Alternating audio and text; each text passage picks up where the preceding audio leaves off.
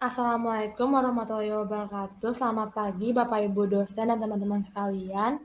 Kami dari kelompok 5 kelas RD di sini ingin mempresentasikan hasil diskusi kami yang berjudul Sistem Pemerintahan di Indonesia, yaitu berupa implikasi atau praktik di lapangan.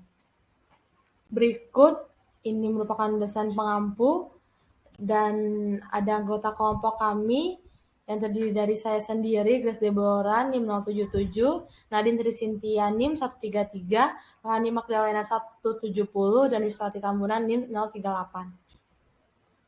Berikut outline pemaparan kali ini ada yang pertama, pengertian sistem pemerintahan, kedua ada penerapan sistem pemerintahan di Indonesia, ketiga ada implikasi sistem pemerintahan, keempat program pembangunan di Indonesia, kelima studi kasus dan critical review, keenam kesimpulan. Pertama, pengertian sistem pemerintahan.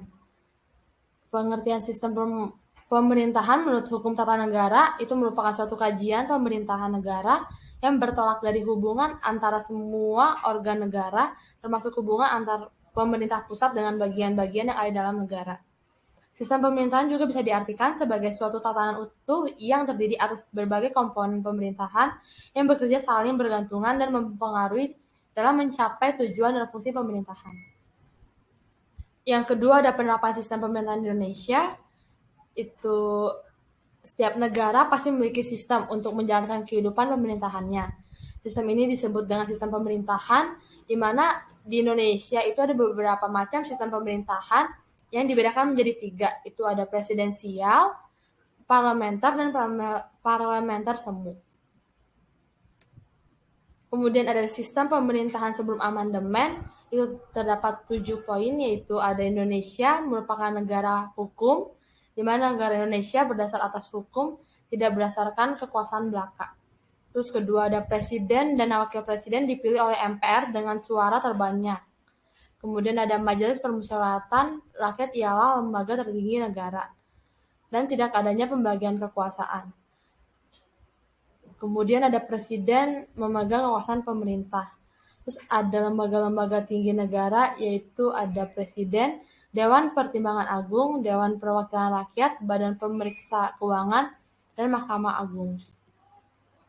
Selanjutnya ada sistem pemerintahan sesudah amandemen berdasarkan pembukaan UUD 1945 alinea keempat yang berbunyi bahwa kemerdekaan kebangsaan Indonesia itu disusun dalam suatu undang-undang dasar negara Indonesia yang terbentuk dalam suatu kesatuan negara Republik Indonesia yang berkedaulatan rakyat.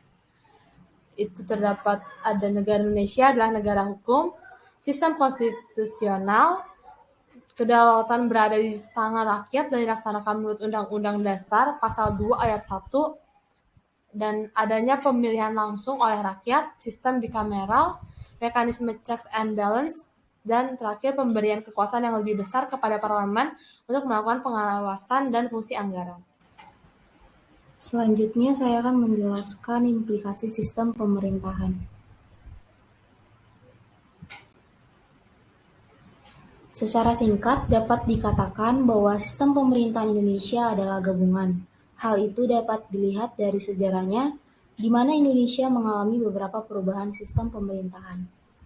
Nah, pada saat Indonesia mengambil sistem pemerintahan presidensial lama, kekuatan presiden yang sangat besar, hampir semua kewenangan presiden yang diatur menurut Undang-Undang 1945 tersebut dilakukan tanpa melibatkan persetujuan maupun pertimbangan DPR sebagai wakil rakyat.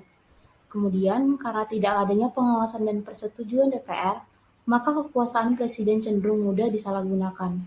Sedangkan pada saat presidensial baru, pemerintah yang berdasarkan pada konstitusi atau pemerintah konstitusional, jaminan terhadap hak asasi manusia dan hak warga negara, dan adanya pembatasan kekuasaan pemerintah atau eksekutif yaitu presiden. Pada saat variasi sistem pemerintahan presidensial dan parlementer, presiden dalam mengeluarkan kebijakan tertentu perlu pertimbangan atau persetujuan dari DPR. Parlemen mendapatkan kekuasaan yang lebih besar dalam hal membentuk undang-undang dan hak anggaran. Dan terakhir ada presiden sewaktu-waktu bisa diberhentikan oleh MPR atas usul DPR. Jadi DPR tetap memiliki kekuasaan mengawasi presiden meskipun secara tidak langsung. Sedangkan pada saat Indonesia menganut sistem pemerintahan parlementer, parlemen memiliki peranan terpenting dan parlemen memiliki wewenang penuh mengangkat kepala pemerintahan atau perdana menteri. Implikasi sistem pemerintahan ini mengakibatkan kewenangan pemerintah pusat bersifat absolut, di mana politik luar negeri, pertahanan, agama, dan penegakan hukum. Kemudian kewenangan pemerintah konkuren bersifat wajib, di mana terdiri atas layanan dasar berupa pendidikan, kesehatan, agama, penegakan hukum, dan sosial. Kemudian ada non-layanan dasar yang terdiri atas lingkungan hidup, perpustakaan, kearsipan, statistik, kebudayaan, pertahanan, dan pangan.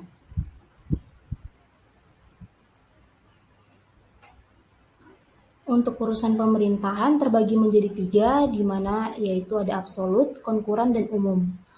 Absolut, di mana menurut pasal 9 ayat 2 Undang-Undang 23 tahun 2014, pemerintahan absolut merupakan urusan pemerintahan yang sepenuhnya menjadi kewenangan pemerintahan pusat. Kemudian kedua ada konkuren, di mana pemerintahan konkuren merupakan urusan pemerintahan yang dibagi atas pemerintahan pusat dan daerah provinsi dan daerah kabupaten atau kota. Dan yang terakhir yaitu umum, di mana pemerintahan umum adalah urusan pemerintahan yang menjadi kewenangan presiden sebagai kepala pemerintahan Indonesia.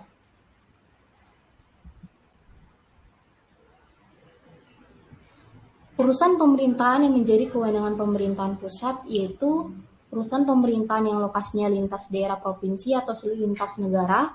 Kedua, urusan pemerintahan yang penggunanya lintas daerah provinsi atau lintas negara.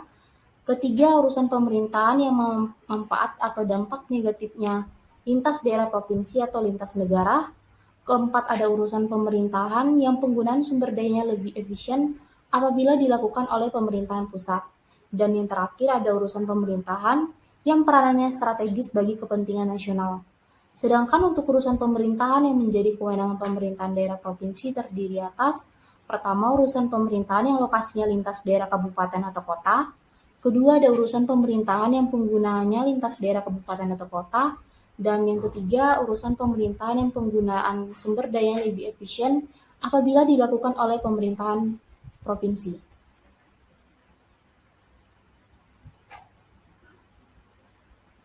Kemudian untuk urusan pemerintahan yang menjadi kewenangan pemerintah daerah kabupaten atau kota, terdiri atas urusan pemerintahan yang lokasinya dalam daerah kabupaten atau kota. Kedua, ada urusan pemerintahan yang penggunaannya dalam daerah kabupaten atau kota. Dan yang ketiga, ada urusan pemerintahan yang memanfaat atau dampak negatifnya hanya dalam daerah kabupaten atau kota.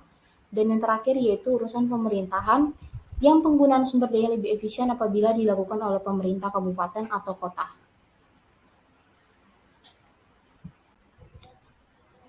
Selanjutnya yaitu program pembangunan di Indonesia. Nah, jadi pemerintah telah merumuskan 7 agenda pembangunan di tahun 2000 untuk tahun 2020 sampai 2024 yang terdapat dalam RPJMN dan menjadi acuan bagi kementerian, lembaga, dan lintas instansi. Nah, untuk agenda yang pertama yaitu memperkuat ketahanan ekonomi untuk pertumbuhan yang berkualitas. Jadi agenda ini menitikberatkan pada peningkatan daya dukung dan kualitas sumber daya ekonomi berkelanjutan, serta meningkatkan nilai tanah, lapangan kerja, ekspor, dan daya saing ekonomi. Untuk agenda yang kedua yaitu mengembangkan wilayah untuk mengurangi kesenjangan. Nah, agenda ini menitikberatkan pada pemenuhan pelayanan dasar dan peningkatan ekonomi wilayah. Agenda yang ketiga yaitu meningkatkan sumber daya manusia berkualitas dan berdaya saing, yang menitikberatkan pada pemenuhan layanan dasar. Selanjutnya untuk agenda yang keempat yaitu revolusi mental dan pembangunan kebudayaan. Untuk agenda ini dititikberatkan pada peningkatan karakter dan budi pekerti yang baik. Untuk agenda yang kelima yaitu memperkuat infrastruktur dalam mendukung pengembangan ekonomi dan pelayanan dasar. Agenda keenam yaitu membangun lingkungan hidup, meningkatkan ketahanan bencana dan perubahan iklim. Dan agenda yang terakhir yaitu agenda yang ketujuh yaitu memperkuat stabilitas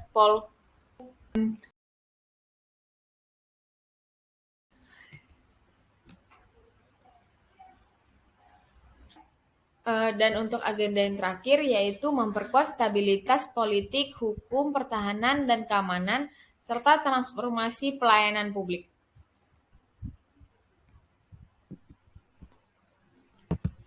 Selanjutnya yaitu untuk rencana kerja pemerintah pada tahun 2022 ini diangkat dengan tema pemulihan ekonomi dan reformasi struktural. Melalui tema ini terdapat arah kebijakan pembangunan yaitu terdiri dari pemulihan ekonomi dan reformasi struktural. Untuk pemulihan ekonomi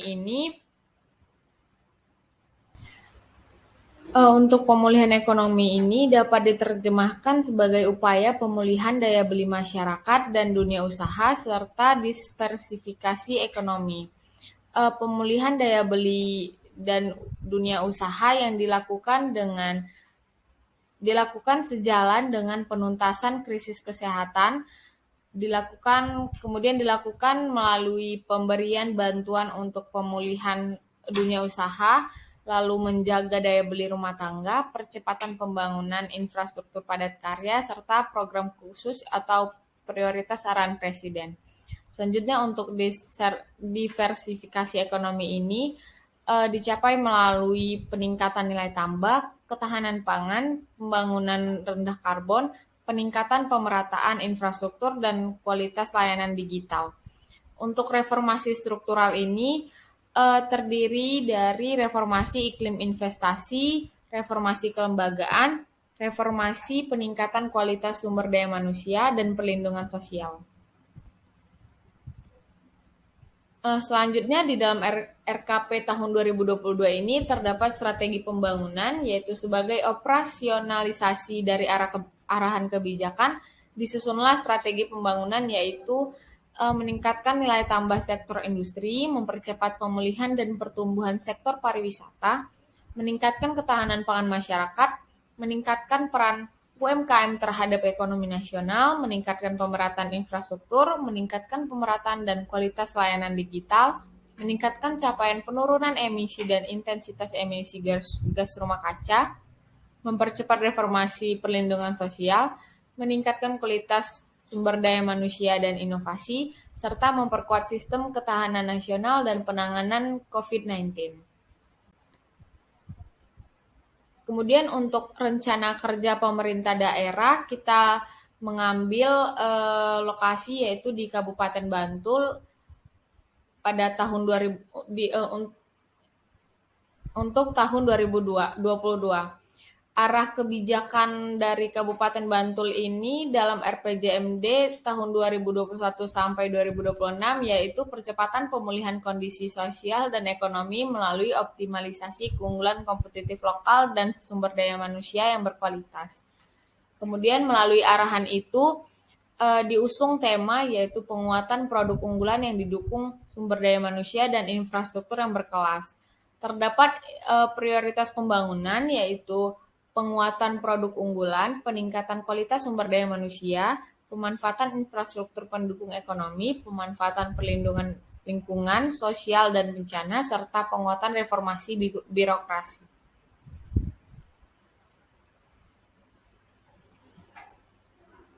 Kemudian dapat dilihat pada tabel yang tertera di presentasi yaitu sinergitas prioritas pembangunan Kabupaten Bantul terhadap prioritas nasional tahun 2022 ini. Untuk prioritas nasional terdiri dari memperkuat ketahanan ekonomi untuk pertumbuhan berkualitas dan berkeadilan, serta mengembangkan wilayah untuk mengurangi kesenjangan dan menjamin pemerataan. Sedangkan untuk di prioritas pembangunan Kabupaten Bantul dia yaitu penguatan produk unggulan.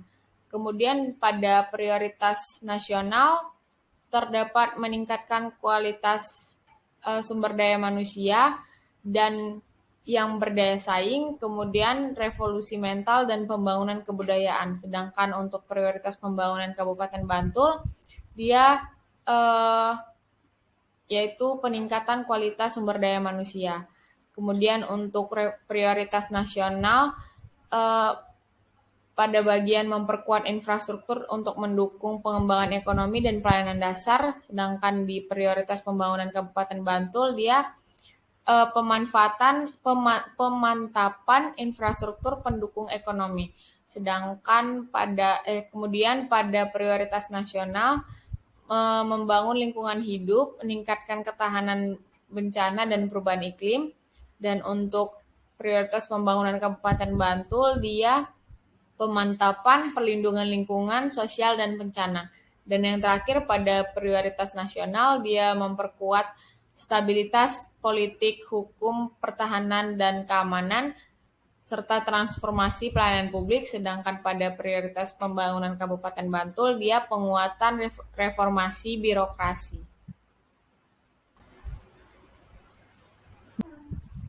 Berikut merupakan studi kasus dan critical review. Untuk studi kasusnya, sebuah negara itu merupakan sebuah agensi ataupun alat dari masyarakat yang mempunyai kekuasaan untuk mengatur hubungan-hubungan manusia dalam masyarakat. Dalam negara kesatuan, ada pengaturan yang bersifat sentralisasi dan desentralisasi yang kemudian kita kenal dengan otonomi daerah. Sedangkan dalam negara federasi, adanya prinsip keseimbangan pengaturan antara negara bagian dengan negara federasi, di mana negara federasi biasanya hanya memegang wewenang dan fungsi pokok dan vital bagi kepentingan negara saja. Walaupun dalam praktik saat ini, kedua konsep negara itu dilaksanakan tidak secara ketat lagi. Karena daerah sudah dijadikan sebagai pusat pengaturan pemerintahan itu sendiri, hal ini disebabkan banyaknya tuntutan reformasi di bidang pemerintahan, tuntutan agar Indonesia menjadi negara federal, dan sampai soal keseimbangan pembagian pendapatan dan keuntungan dari hasil-hasil alam yang ada di daerah. Tetapi bagi daerah dengan kondisi sumber daya alam yang terbatas, hal tersebut akan menjadi sangat sulit karena setiap daerah harus memiliki kreativitas dalam mencari pendapatan asli bagi daerahnya serta mengembangkan pembangunan infrastruktur di daerahnya sendiri. Intinya, pelibatan rakyat dalam pembentukan dan penyelenggaraan pemerintahan sangat diperlukan melalui partisipasi, representasi, dan pengawasan karena salah satu ciri dari demokrasi adalah pemerintah harus bertanggung jawab kepada yang diperintah, pemerintah juga harus dipilih oleh yang diperintah atau setidak-tidaknya oleh wakil dari pemerintah. Berikut merupakan critical review-nya. Indonesia sebagai negara kesatuan yang ditegaskan dalam konstitusi seharusnya tunduk pada prinsip-prinsip negara kesatuan. Akan tetapi, berdasarkan status beberapa daerah yang memperoleh kewenangan yang bersifat istimewa dan khusus dapat mencederai semangat negara kesatuan. Hal ini kita lihat pada undang-undang yang mengatur daerah yang berstatus istimewa dan khusus. Gagasan yang bersifat desentralisasi dapat mencederai semangat ataupun prinsip negara kesatuan dengan adanya beberapa ketentuan yang diperoleh oleh daerah yang tidak tunduk pada prinsip negara kesatuan, dalam artian kewenangan yang diperoleh oleh daerah istimewa dan khusus tidak tunduk pada pemerintah pusat yang ditinjau berdasarkan teori negara kesatuan. Dalam hal memilih kepala daerah, solusi yang mungkin ditemukan ialah dapat dilakukan dengan penunjukan secara langsung gubernur ataupun oleh presiden, walaupun hal tersebut sangat tidak populer atau bahkan sangat berisiko secara politik. Akan tetapi, bila dimulai dengan alasan yang mungkin rasional, pasti rakyat di daerah akan menerima, dan tentu saja dengan biaya yang murah dan penunjukan secara langsung tersebut sangat diperlukan presiden agar relasi dengan gubernur sebagai kepanjangan tangannya menjadi lebih kuat. Berikut merupakan kesimpulan dari materi kami. Pemerintah adalah sistem yang menjalankan wewenang dan kekuasaan mengatur kehidupan sosial, ekonomi, dan politik suatu negara atau bagian-bagiannya dan menetapkan kebijakan untuk mencapai tujuan negara. Bentuk pemerintahan adalah suatu istilah yang digunakan untuk merujuk pada rangkaian institusi politik yang digunakan untuk mengorganisasikan suatu negara untuk menegakkan kekuasaannya atas suatu komunitas politik. bentuk pemerintahan yang ada yaitu otokrasi, oligarki, monarki, dan republik. Pada masa modern saat ini hanya terdapat bentuk pemerintahan monarki dan republik. Adapun program pembangunan di Indonesia itu termuat dalam 7 agenda pembangunan di RPJMN tahun 2020 sampai 2024. Kemudian dalam dokumen RPK tahun 2022 dijabarkan berbagai strategi pembangunan berupa arahan kebijakan pembangunan sebagai pedoman bagi pemerintah dalam menyusun rancangan undang-undang tentang anggaran pendapatan dan belanja negara dan nota keuangan. Yang terakhir adalah dalam suatu pemerintahan, sebaik apapun sistem pemerintahan yang dianutnya, jika tidak dijalankan dengan baik dan banyak terjadi penyelewengan, maka negara tersebut tidak akan pernah berhasil dalam menjalankan sistem pemerintahannya. Semuanya akan kembali kepada pemerintah dan peran aktif masyarakat dalam mendukung sistem pemerintahan yang dijalankan. Berikut merupakan daftar pustaka dari materi kami.